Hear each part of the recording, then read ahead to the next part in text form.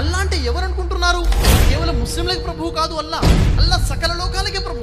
ఎవరైతే ఈ ఆకాశాలను సృష్టించాడో, ఎవరైతే ఈ భూమిని సృష్టించాడో, ఎవరైతే భూమి ఆకాశాల మధ్య ఉన్న సమస్తాన్ని సృష్టించాడో ఆయనే అల్లాహ్.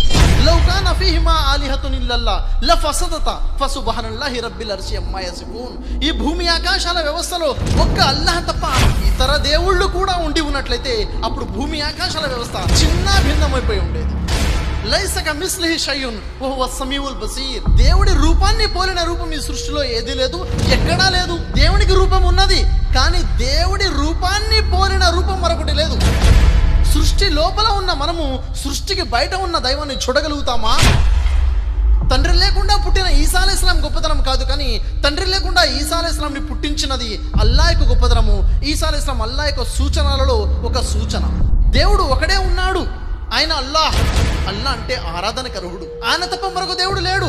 ఆయనే సమస్తాన్ని సృష్టించినవాడు. ఆయన పుట్టినవాడు కాదు, ఆయన సమస్తాన్ని పుట్టించినవాడు. ఆయనకి మరణం లేదు, ఆయన సమస్తానికి మరణాన్ని ప్రసాదించేవాడు. ఆయన ఉపాధి గ్రహీత కాదు, సమస్తానికి భోజనాన్ని ఏర్పాటు చేసేవాడు. అలాంటి గొప్ప దైవాన్ని వదిలి మనం ఎవరిని దైవాలుగా చేసుకున్నాం? ఎవరిని మనం అర్థిస్తున్నాం? وخالو اتخذ الرحمن ولدا لقد جئتم شيئا إدا تكاد السماوات يتفطرن منه وتنشق وتخر الجبال هدا أن دعوا للرحمن ولدا وما ينبغي للرحمن أن يتخذ ولدا. కరుణామయుడనుడి అల్లా ఎవరినో కుమారుడుగా చేసుకున్నాడని వారు అంటున్నారు. ఎంత ఘోరమైన విషయాన్ని వారు కల్పించి తెచ్చారు.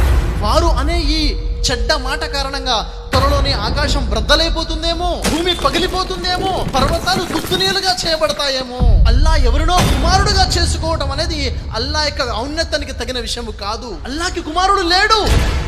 లఖద్ కఫర లజీన ఖాలు ఇన్నల్లాహు వల్ మసీహ్ ఇబ్ను మర్యం. ఎవరైతే మర్యం కుమారుడైనటువంటి ఈసా అలైహిస్సలాంని దేవుడు అని అంటున్నారో వారు అవిశ్వాసానికి ఒడిగట్టారు. వఖాలల్ మసీహ్, వాస్తవానికి యేసు ఏమన్నారు? యా బనీ ఇస్రాయిల్, ఓ ఇస్రాయేల్ వంశీయులారా, ఓ బుదుల్లా, అల్లాను ఆరాధించండి. రబ్బీ వ రబ్బకుం, ఆయన నాకు దేవుడే మీకు దేవుడే. ఈసా అలైహిస్సలాం వారు తన జాతి ప్రజలకు ఇలా తెలియజేశారు: ఓ ఇశ్రాయేలు ప్రజలారా, నేను మీ వద్దకు దైవ ప్రవక్తగా చేసి పంపబడ్డాను. నా తర్వాత అహ్మద్ అనే ప్రవక్త రాబోతున్నారనే శుభవార్తను నేను అందజేస్తున్నాను.